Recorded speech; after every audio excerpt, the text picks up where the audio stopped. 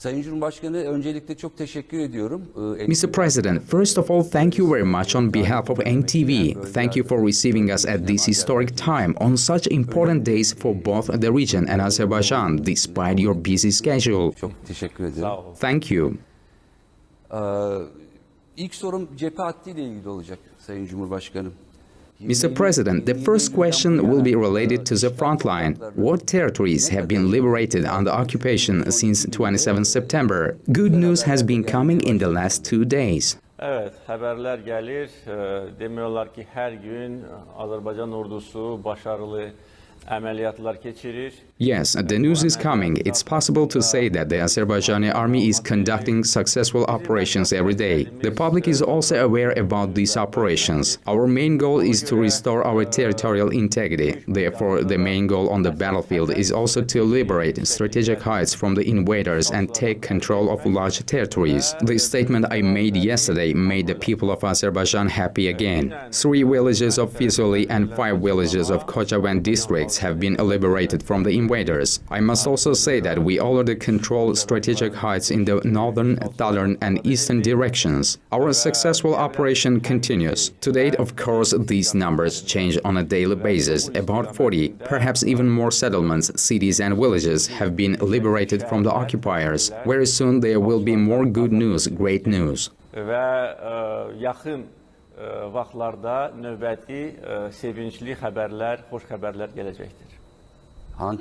I think you are close to Hankendi. Biz əsas əməliyyatları indi Güney istiqamətlərində aparırıq. We are currently conducting major operations in the northern and southern directions. As you know, as a result of a successful operation, we have liberated the city of Jabrail from occupation. Most of the villages of Jabrail district are already with us. At the same time, we have liberated many villages of Fizuli district. I'm sure that more good news will come from Fizuli district in the near future. Also, as a result of a successful operation in the northern direction, the settlement of Sugovushan has been liberated from the invaders. It's also a strategic importance because the heights located there allow us the opportunity to control a vast territory. In addition, there is a very important water reservoir. Armenia had also masterminded a water terror against us and more than 100,000 hectares of our lands were left without water. We were forced to drill artesian wells. After the reservoir in Sugovushan settlement came under our control, water started to be supplied to a vast territory.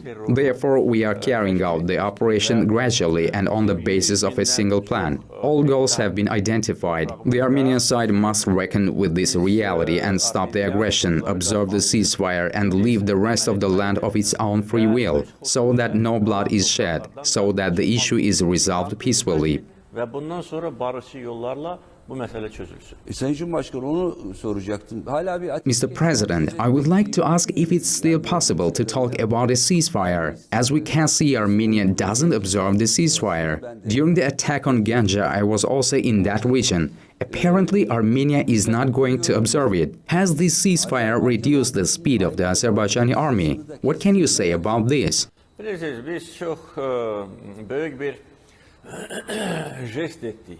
You know, we made a huge gesture to the mediators because, as you know, from the first days we started receiving messages from various places related to the ceasefire. Naturally, peace has its own rules and war has its own rules and laws. If someone attacks you, you must defend your land and your citizens. As you know, the introduction of a ceasefire is primarily related to humanitarian issues. Certain work has been done in this direction. We have taken very important actions to exchange bodies. We have involved the International Organization of the Red Cross and Red Crescent in this work. Unfortunately, Armenia, taking advantage of the ceasefire, capitalizing on it, launched new attacks on us. It bombarded not only the city of Ganja, but also our other cities and villages. This is a war crime, an act of terrorism. Armenia as a terrorist country has once again shown its face to the whole world, and on the battlefield too.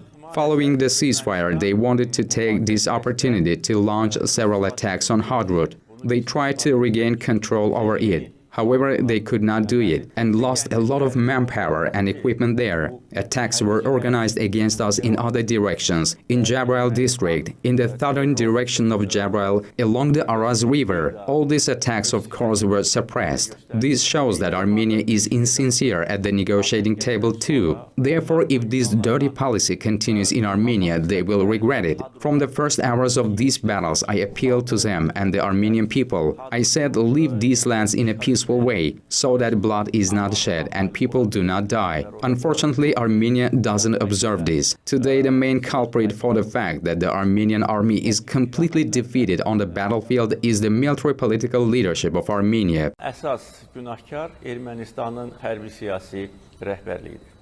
Peki efendim. Sizin Karabağ sorunun çözümünde Türkiye'nin de dahil olması gerektiği yönünde. You also spoke about the importance of Turkey's participation in the settlement of the Karabakh problem. Yesterday, after the conversation between Mr. Erdogan and Mr. Putin, Ankara made a statement on the settlement within the framework of the Minsk Group and bilateral relations. However, Sergei Lavrov yesterday objected and said that Turkey and Russia had different positions on the Karabakh issue. What do you think about this? Why does Russia object to Turkey's participation in the process that you support? What would you like to say about this? Yani onlardan soruşsanız daha iyi olur. Ben onların bu açıklamalarını şerh etmek istemem. It would be better if you ask them. I would not like to comment on these statements. We simply have to consider the existing realities. These realities, the true situation is that no issue in the region can be resolved without Turkey's participation today. The history of recent years has already shown this. Someone may like it, someone may not, but this is a fact, a reality. Of course, Turkey, as a neighbor of Azerbaijan, Armenia, and another South Caucasian country, Georgia, plays an active role in this region. This is the right of Turkey. This has been the case historically. We know history well. Therefore, from the first hours of these battles, in order to move this problem from a military onto a political plane, a political process, we expressed a very open and precise position. Turkey must definitely participate in these matters. If this happens, the fighting will end and the peace process will begin very soon. I also said that Turkey was already in this process, as evidenced by yesterday's conversation between Mr. Erdogan and Mr. Putin. In addition, a few days earlier, there were telephone conversations between the foreign ministers, defense ministers of Turkey and Russia. They are discussing the Karabakh issue. Therefore, our position is that Turkey must be there. The status is already a technical question. De facto, Turkey is already present. It's already a member of the Minsk Group. Over the course of the 30 years, the Minsk Group has failed to achieve any result and has not contributed to the implementation of 4 resolutions of the United Nations Security Council for these 30 years. This situation actually led to the freezing of the conflict. Ultimately, however, the attack on us in July of this year, the sending of an Armenian sabotage group to Azerbaijan in August, and finally, a large-scale offensive in September showed that this conflict is not frozen. We stick to our position and of course hope that this issue will soon be resolved at the negotiating table. Turkey must and I'm sure will play an active role in this issue. Ümid edirik ki tez bir zamanda masa arkasında bu mesele çözülsün ve Türkiye mutlaka bu işlerde faal rol oynamalıdır ve eminim ki oynayacaktır. Yine aynı açıklamada özellikle temas hattında contact line'da. In the same statement, he said that if the two countries, Azerbaijan and Armenia, agree, then we can send a Russian military observation mission to the line of contact, that is, to the front line. What is your attitude to this? If such a military observation mission is created, then which countries should be included in it? What can you say about this?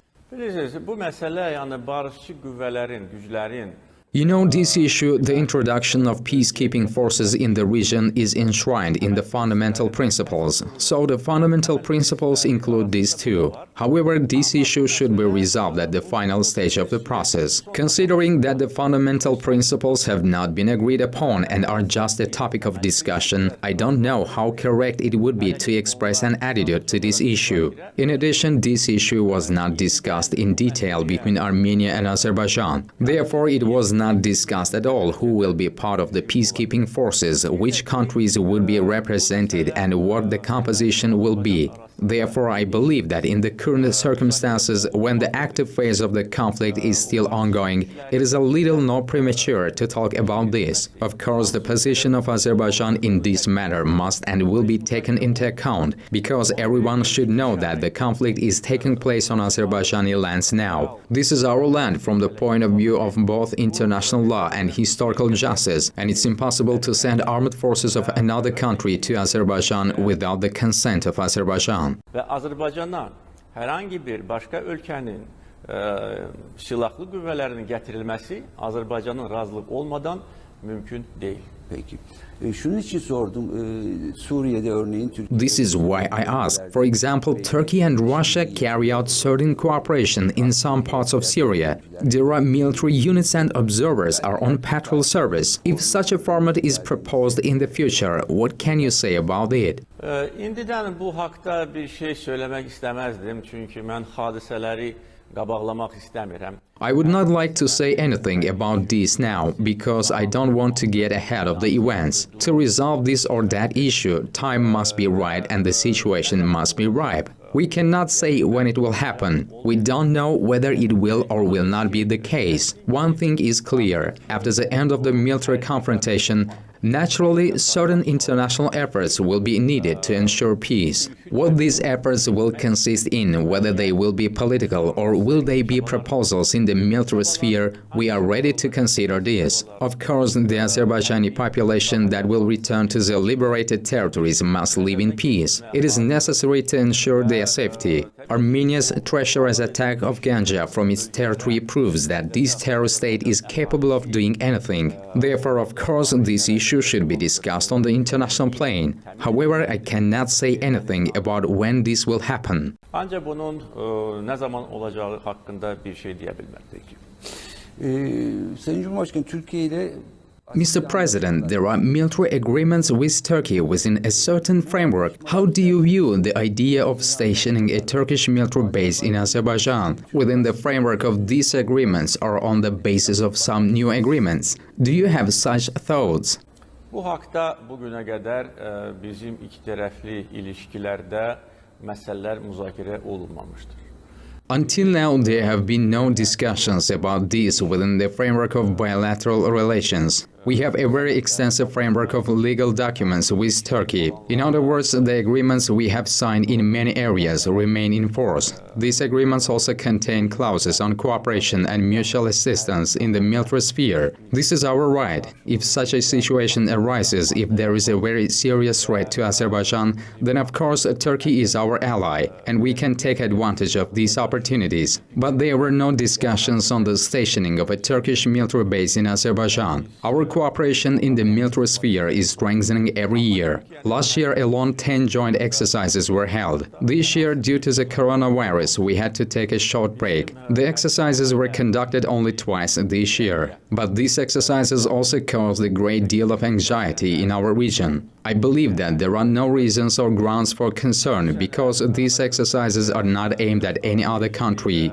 These exercises are aimed at strengthening our cooperation in the military sphere, improving the Azerbaijani army, bringing it closer to the standards of the Turkish army, and studying the positive experience of Turkey in the field of army building. Since late September, a lot of information has been published in international media about a Turkish military base. There is no reason for this. Cooperation between Azerbaijan and Turkey is so strong and diverse that we are next to each other anyway. Whether there is a base here or not, we rely on Turkey and Turkey relies on us. İstənilən anda bir-birimizin yanındayıq. Üç olsa da, olmasa da biz Türkiye güvenirik, Türkiye ise bize güvenir. Peki. Sorun çözümünde siz ya sulh içinde müzakere... You either advocate a negotiated settlement of the problem or say that you will solve it by military means. Moscow in turn announced yesterday that it does not accept a military solution. How do you assess this? Inter alia, if you are told to stop the operation, will you stop it? Bilirsiniz, biz artıq birkaç dəfə bu məsələ ilə bağlı öz mövqeyimizi açıqladıq.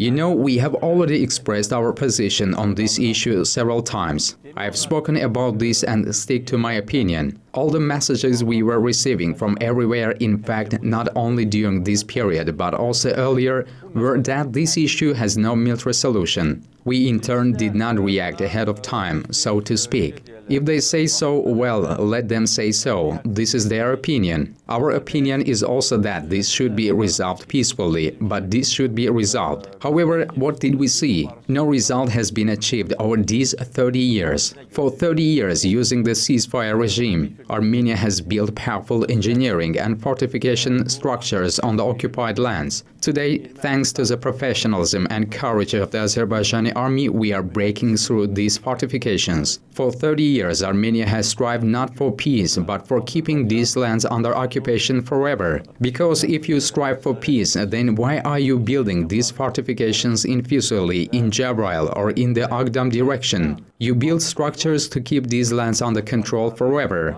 So the ceasefire brought the process to this situation. Then the leadership of Armenia became completely impudent. Notice what Pashinyan and his defense minister said. The Minister of Defense said that they would start a new war with Azerbaijan, a new war for new lands. This was an open threat to us. Pashinyan said Karabakh is Armenia, full stop. That is, not a centimeter of land will be returned to us. How can this conflict be resolved peacefully in this case? I said that we are now in the process of resolving this issue by military means. We want this process to end as soon as possible, and then the diplomatic process will begin. So our approach is to resolve this issue by military political means. It's impossible to resolve it only by military means. I accept that because after the phase of active clashes, the parties should think about a peace treaty and do this. So there will be political avenues. Therefore, the military political path is the most acceptable. We want to stop the military path, but Armenia still thinks that it can return the lost lands, the lands we have liberated. Therefore, it regularly attacks us on the battlefield. Yani bizim azad ettiğimiz toprakları geri qaytaracaq. Ona göre döyüş meydanında da bize daima saldırır. Yani o zaman Sayın Cumhurbaşkanı şunu anlıyorum. Mr. President, am I right in understanding that you will advance at the front until the opposite side sits down at the negotiating table? Biz ilerleyeceğiz. Bir de ki onlar gerek ateşkese riayet eləsinlər. We will move forward. In addition, they must comply with the ceasefire, because it was them who broke it. A ceasefire was announced at noon. We gave a strict order to all our military units to comply with the ceasefire and stop firing. It was not easy though. We stopped at 12 o'clock, but they did not. Then, within an hour or so, we resumed actions in self-defense and liberated several more villages. Therefore, Armenia must finally understand that it will not achieve anything this way. They must abide by the ceasefire. I believe that the leadership of Armenia should make a new statement in this regard, that they are committed to the ceasefire and are complying with it. Then we will stop too. But of course, the process can no longer last for years. After that, we should be provided with a timetable. During our Moscow meetings, we did not particularly insist on this because it's very difficult to agree on this within one day. We understand this. But once the peace process begins, the first issue on the agenda will be the timetable for the withdrawal of troops. Specific dates must be provided. On what days the Armenian armed forces will leave the rest of the lands to which we will be returning. Otherwise, we will go, as I said, to the end. Biz devam edeceğiz. Nece demişəm, sona kadar. In other words, it can be understood from this that if Armenia stops attacks and observes the ceasefire, then the process of new discussions will begin and the basis will be formed. As far as we understand, the Madrid principles, which were discussed within the framework of the OSCE Minsk Group in 2007, 2009 and 2012, were not mentioned during the talks in Moscow. But if I'm not mistaken, the first clause of these principles envisages the withdrawal of troops from the 7 districts. Are these principles still on the agenda or do they need to be updated? Onları gündemde tuturuq Mən bunu artıq açıqlamışam. Madrid prinsipləri adlandırılan No, we keep them on the agenda. I have already stated this. We are committed to the fundamental principles called the Madrid Principles because they are in our interests. Armenia has already stated that it does not accept these principles. According to the information provided to me, the Prime Minister of Armenia made a statement yesterday or the day before that they were unacceptable for them. So who is disrupting the process of negotiations? Armenia. Now we are liberating our lands. We are already hoisting our flag on the mountains that surround our cities. We are hoisting them on buildings located in our cities. We are on the victory march. Demonstrating adherence to fundamental principles under these circumstances requires a lot of political will and responsibility. As you have already noted, it's indicated that 5 districts are to be returned at the first stage, 2 more districts at the second, and then the future of Nagorno-Karabakh will be discussed. Azerbaijani IDPs should return to Nagorno-Karabakh, including Shusha, because Azerbaijan is accounted for 98% of the population of Shusha. They should return to Khankendi, and after that the Azerbaijani and Armenian population should live there together, just like in one part of Azerbaijan, in Baku and other cities. Our position is this. The position of Armenia is to drive the Azerbaijanis out of there, as they have already done. Then not to allow the Azerbaijanis to return, to consolidate the results of the policy of ethnic cleansing there, to raise our historical, religious and cultural monuments to the ground, to erase the cultural heritage of Azerbaijanis and then to Armenianize these lands. This is their approach and this is ours. Mədəni irsini silmək və ondan sonra bu toprakları erməniləşdirməkdir. Bak onların yanaşması budur, bizim yanaşmamız da budur. Daha farklı, evet. Bu arada bir sorum daha vardı, atladım. I want to ask you another question. Pashinyan made a statement yesterday that the Azerbaijani army is advancing from the north and south, as you said. He said that they had actually retreated for tactical reasons. What can you say about this? Bu Paşinyan'ın növbəti yalanıdır. This is another lie of Pashinyan's. You know, a responsible person shouldn't lie. No one, especially a politician, especially the head of the country. It doesn't befit anyone. All his actions, all his words are a lie about history, about this conflict or about the events taking place today. If he does not know this, then what kind of a commander-in-chief is he? If the real situation is not reported to him, then he should make a remark to his military commanders. If he knows everything and lies, and I believe in this version more, then this is a great shame. Today the Azerbaijani army is inflicting crushing blows on the Armenian army in all directions. I have cited some figures, but they change on a daily basis. According to the exact date as of yesterday, we have destroyed 200 Armenian tanks and taken 33 tanks as trophies. Not a single unit of Azerbaijani military equipment is in the hands of Armenia. A total of 33 tanks in capable condition are now in the hands of our army.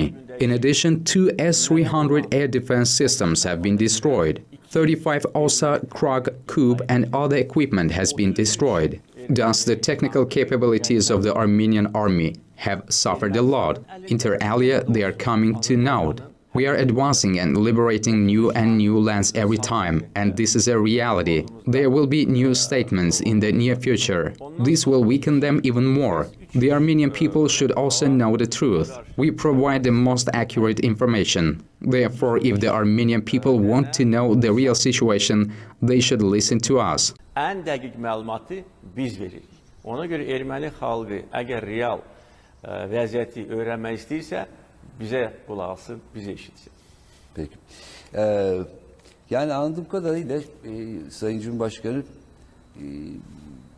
30 yıllık Mr. President, will the 30-year-old problem be resolved? I think it will be, but I want to ask you, will this problem of the occupation which has been going on since the 1990s be resolved this time, or will everyone stop at a certain point? Will a new status quo be established? Will there be a final settlement? This may be a premature question, but what would you say? Məncə artıq çözülür və hesab edirəm ki, uluslararası In my opinion, it's already being resolved. I believe that international organizations and countries directly involved in this issue are seeing this, and this is a new reality. We have created this reality, and this issue is being resolved because the fundamental principles indicate that 5 districts are to be returned to us at the first stage. Of these, most of 2 districts, not completely yet, but most of them are already with us. If Armenia behaves badly again, then I hope that we will have other districts as well in the near future. Isn't this a solution to the problem? So we are essentially implementing the fundamental principles on the battlefield. Was the Minsk group capable of achieving this? No, it wasn't. Therefore, I want to say once again that the solution to this issue is possible by military political means. It's currently being done by military means. We want this period to end as soon as possible, so that a political process begins on the basis of fundamental principles after that. The reason for the unresolved status of the issue is primarily the disrespectful attitude of international organizations for their own decisions, because, as you know, the United Nations Security Council adopted 4 resolutions in 1993, requiring an unconditional and complete withdrawal of Armenian armed forces from our lands, inter alia, without putting forward any conditions. But have they been fulfilled? They haven't. The Minsk group was established a year before that. 28 years have passed. Has anything happened? No. So it seemed to us that international organizations are in favor of preserving the conflict in the state it is in. Let the Azerbaijani IDPs remain in this status forever. Let Armenia gain a foothold in the occupied lands. You know, there was an illegal settlement there. Illegal. This is a war crime. This is contrary to the Geneva Convention. They resettle Armenians from Syria to Nagorno-Karabakh to Shusha, create opportunities for them, give money, and already openly demonstrate this on television. In the international arena, this is recognized as a crime. They want time to pass and the Azerbaijani people to come to terms with the loss of these lands. A new generation will grow up that hasn't seen these lands and will not want to return there. Azerbaijan will come to terms with this situation. In parallel, there will be a resettlement of Armenians from other countries. The Armenian population there will increase, and they will say, you know, this is already a reality, so just accept it. That was their purpose, and unfortunately, their patrons helped them with this. We have ruined these treacherous and mean plans. We have created a new reality. Today, everyone must agree and come to terms with this reality. Biz yeni reallık yarattık, yeni gerçek yarattık ve bugün herkes bu gerçekle gerek razılaşsın ve barışsın. Peki. Ben size bir mesaj da getirdim. Terter'de bir bombardıman sırasında sığınağa girmiştik. I want to share one message with you. During the bombing in Terter, we entered a shelter. There was a person, an IDP there. When we were preparing the report, he said that he was no longer an IDP. He said, I am a free citizen now. He's from Sugavushan and asked me to convey to you in case of our meeting his respect, love and greetings. As far as we understand, the balance of power in the region has changed, so there is no status quo any longer. The balance of power will change even more. What message would you like to address to the world, to Turkey? Denge ve statüko yok. Daha da değişecek gibi. Hem dünyaya hem Türkiye'ye ne mesajlar vermek istersiniz? İlk növbədə həmən o yoldaşı, arkadaşa xahiş edirəm ki, bax sizin televiziya vasitəsilə öz sözlərimi deyim. First of all, I want to convey my words to these citizens through your TV. I'm glad there are thousands of people who, like him, speak these words today. They cry with joy. They say that they are no longer IDPs, that they have finally got rid of this situation. You know, I get thousands of letters. Reading them, to be honest, sometimes I can't hold back tears of joy either. There are so many sincere, warm and proud words in these letters and messages. Reading these letters, I become even more convinced how great the Azerbaijani people are. To live for many years in such a position, to live with hope, the hope that the day will come and they will return to their homes. This is really a great dedication. I'm very happy that we are all giving this joy of victory to our people. I want to say this again. I have already noted that everything there is destroyed. Inshallah, after the end of these military clashes, you and all of us, all people will go and see what atrocities the Armenians have committed there. All cities are destroyed. The picture is worth than Stalingrad.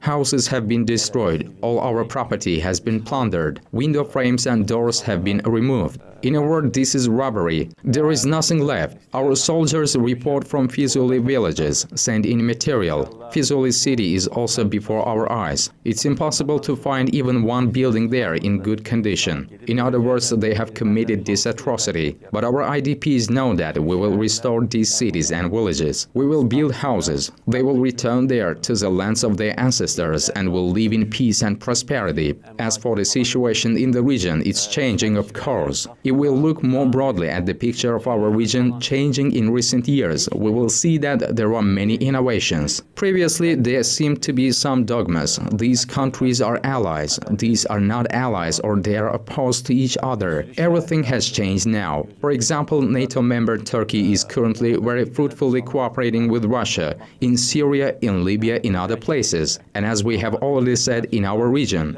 This is an innovation. If someone had said this 10 years ago, perhaps they wouldn't have believed him. At the same time, the relations between some countries within NATO are not very sincere. And this is also an innovation. One gets the impression that there is no agreement. Look at the events related to the European Union. Who would have thought that the Great Britain would leave the European Union and then a crisis would begin? No one would have predicted. So there are no traditional hypotheses anymore. Whatever country adapts to this, the fastest will get ahead of the others. Our policy has always been pragmatic, to analyze the real state of affairs correctly and consolidate our interests correctly.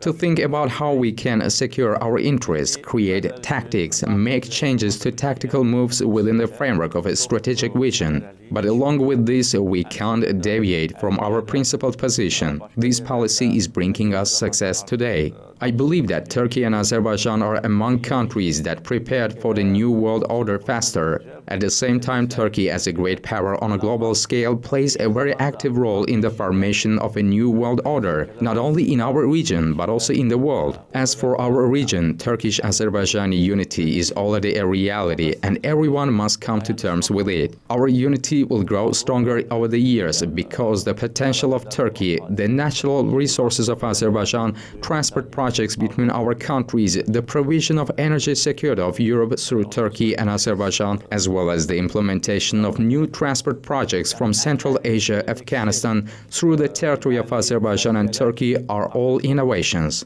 There is a new transport map. There is a new energy map. I'm optimistic about the future. I'm sure that we will achieve our goals. We are very glad that we have such a fraternal country, a strong state like Turkey, which defends its position, defends its interests, is not afraid of anyone and moves forward. This increases our strengths.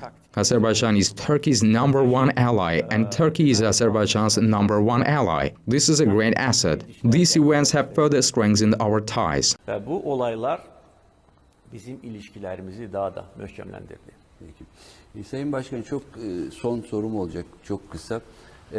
Mr. President, my last question is very short. You are saying that this time you will not stop until the occupied lands are liberated. Do I understand you correctly? Yo, doğru anladınız. O mənadaki bizim son hedefimiz değişmez olarak kalır. Yes, you understand everything correctly, in the sense that our ultimate goal remains unchanged. The territorial integrity of Azerbaijan recognized by international organizations and the world community must be ensured. We are ready to stop on the battlefield. If Armenia is ready for this and the timetable is presented to us, then we are ready to stop even tomorrow. But in terms of the process, we will not stop. We want the military process to already turn into a political one. If Armenia is ready for this and international organizations and large countries can convince it for this, then this will happen even earlier. If not, the Azerbaijani army will continue its victorious march. Azerbaycan ordusunun zafer yürüyüşü devam edecek. Peki Sayın Başkan, ben 93 yılının ilk aylarında cephedeydim burada. Öyle mi? Evet. 94 yılında rahmetli... Mr. President, in the first month of 1993, I was here on the front line. In 1994, I met with the late head of state, Mr. İlham Aliyev. It seems that this place did not exist in Baku then. And today I'm meeting with you. So I have had meetings with two heads of state. The current situation at the front line is completely different from what it was in 1993. On behalf of NTV and on my own behalf, I express my deep gratitude to you for receiving us and for answering our questions. Çox sağ olun, mən də təşəkkür edirəm.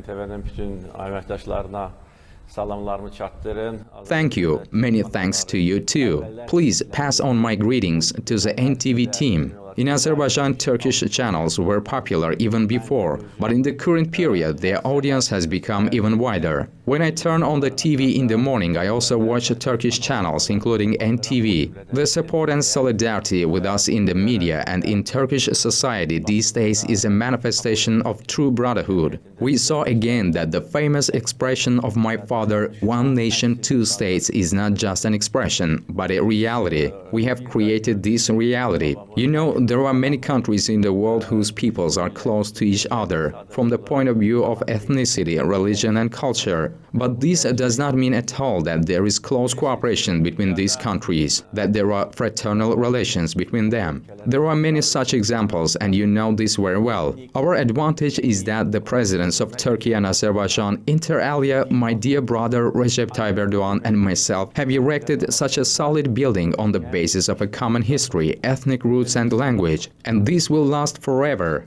If future generations also contribute to this, then this building will be magnificent. The building of Turkish-Azerbaijani brotherhood. On behalf of the Azerbaijani people, I express my deep gratitude to all our brothers, all people living in Turkey. We saw that we are not alone. As my brother Tayyip Bey has already said, Azerbaijan should always know and knows that Turkey is next to him, and this gives us strength. At the same time, I want to reiterate that the main reason that other countries do not interfere in these matters today are the statements the distinguished President Recep Tayyip Erdogan made from the very first hours, that Azerbaijan is not alone, that Turkey is next to Azerbaijan and will be next to us until the end. Thank you again, and I wish all our brothers in Turkey happiness and prosperity. Ki Azərbaycan yalnız deyil, Türkiyə Azərbaycanın yanındadır.